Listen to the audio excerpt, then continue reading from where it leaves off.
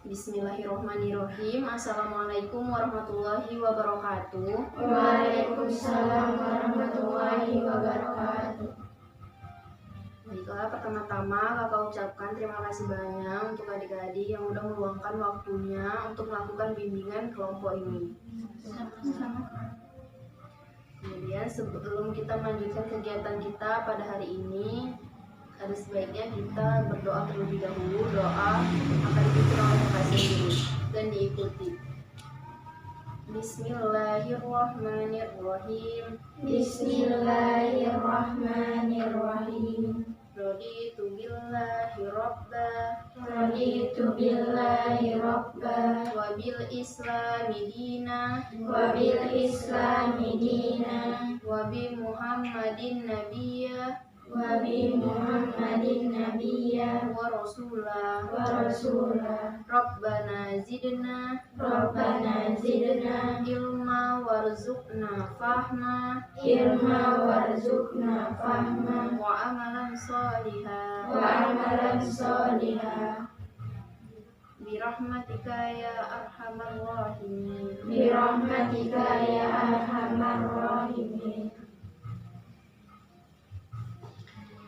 Sebelum melanjutkan kegiatan kita, kakak ingin mengadakan perkenalan. Perkenalannya nama, tempat, tanggal lahir, kemudian cita-cita.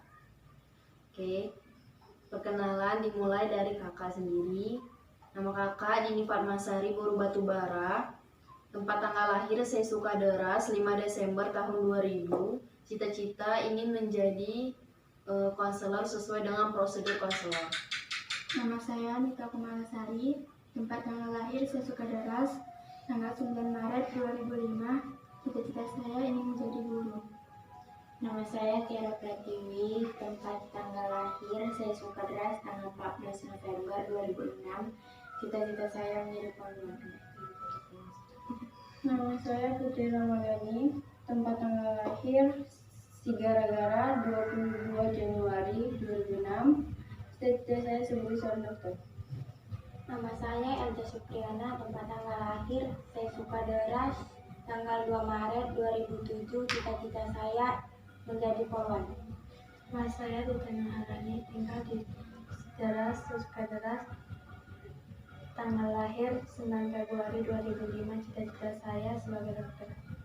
Perkenalkan, nama saya Cici Kurnia Sari Lubis, tempat tanggal lahir saya Sukaderas 21 Desember 2000. Cita-cita ingin menjadi seorang guru. Perkenalkan, nama saya Chelsea Helen Norwedia, tempat tanggal lahir saya Sukaderas 4 April 2008. Cita-cita saya menjadi seorang guru.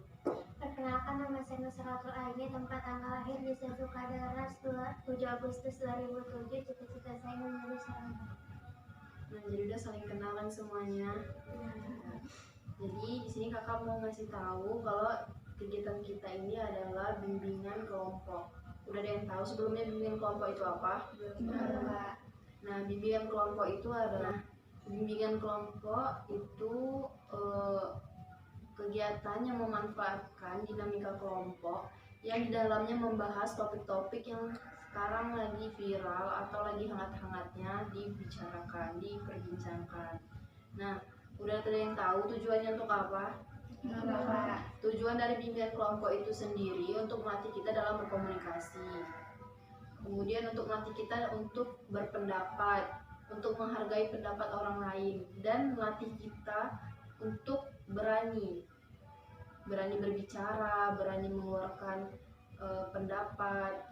Nah, di dalam bimbingan kelompok ini kita membahas topik bebas. Topik bebas itu bebas dari kalian, topiknya terserah.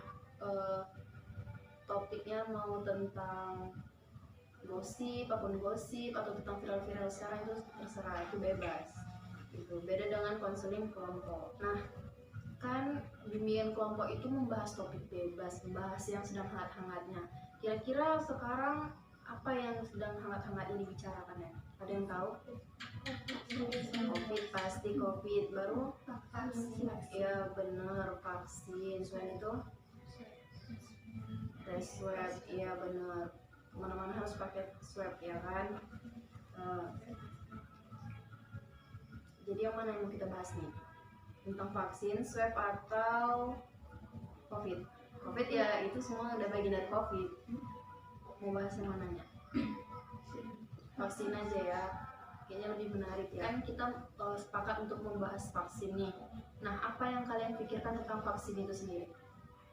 Siapa yang mau mengeluarkan pendapatnya? Tunjuk tangan, siapa duluan? Siapa yang ingin mengeluarkan pendapatnya? Saya, Kak. Vaksin itu bisa berpengaruh mual-mual, terus itu nyeri, demam. Nah, efek sampingnya gitu. Nah, yang menghantui kalian vaksin itu gimana? Gimana coba? Sakit. Selain itu, apalah yang kalian pikirkan tentang vaksin? Atau kalian udah vaksin semua? Belum.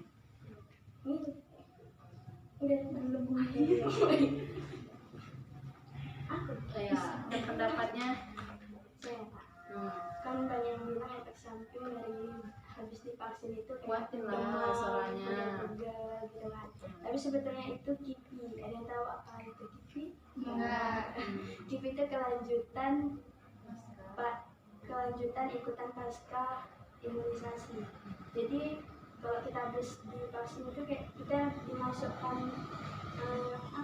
disuntik cairan gitu untuk membentuk pertahanan tubuh. Terus kalau kita imunisasi di waktu itu wajar kalau misalnya habis imunisasi dulu pasti kita demam. Jadi itu sama seperti vaksin. Iya, vaksin. Ya, ada lagi yang berpendapat yang lain? Sudah. Jadi sebenarnya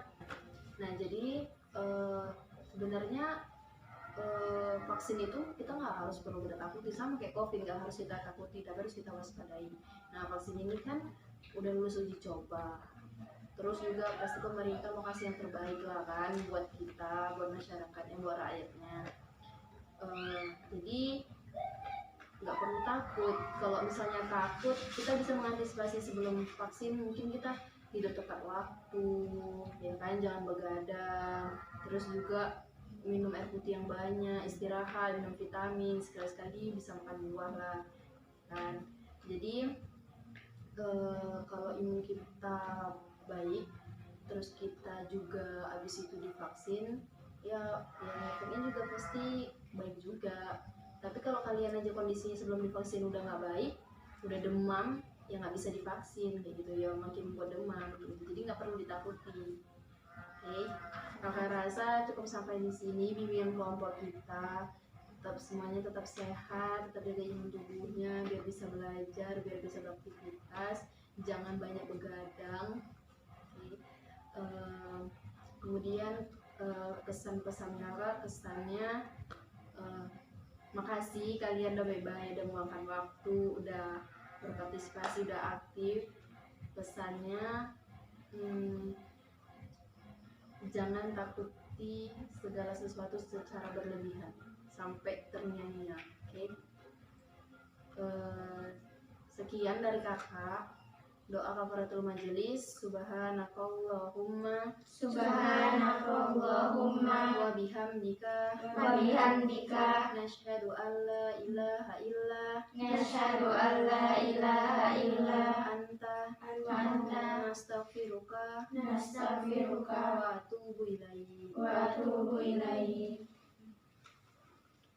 Terakhir, wassalamualaikum warahmatullahi wabarakatuh. Waalaikumsalam warahmatullahi wabarakatuh.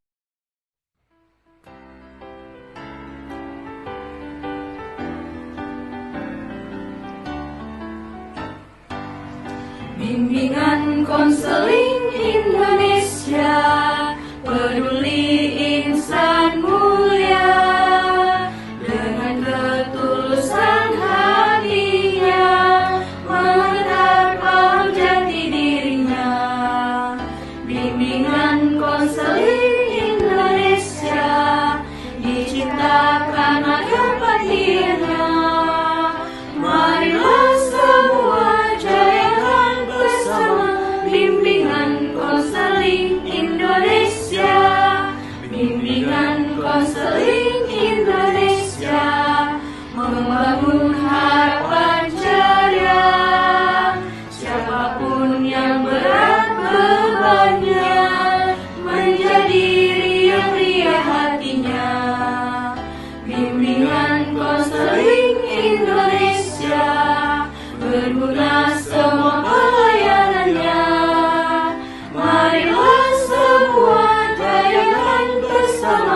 bimbingan